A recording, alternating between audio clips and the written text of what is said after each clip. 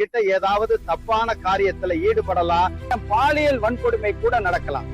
தாய்மார்கள், சகோதரிகள், முக்கியமா பெண்கள், கைகூப்பி கேட்டுக்கிறேன், இந்த வீடியோவை தவறாம பாருங்க.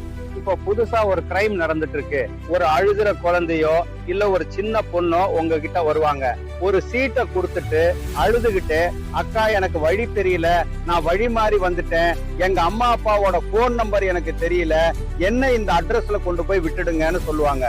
அவங்க அழுது புலம்புறத பார்த்தா உங்களுக்கு அவங்க மேல பாவம்னு தோணும். அதனால என் அன்பு சகோதரிகளே, உங்ககிட்ட ஒரு வேண்டுகோள், இந்த மாதிரி ஏதாவது பொண்ணு உங்ககிட்ட வந்தா உடனே இறக்கப்படாதீங்க. ஏன்னா இது ஒரு குற்ற கும்பலோட வேலையா இருக்கலாம். அவங்க உங்களை எங்கேயாவது கூட்டிட்டு போவாங்க.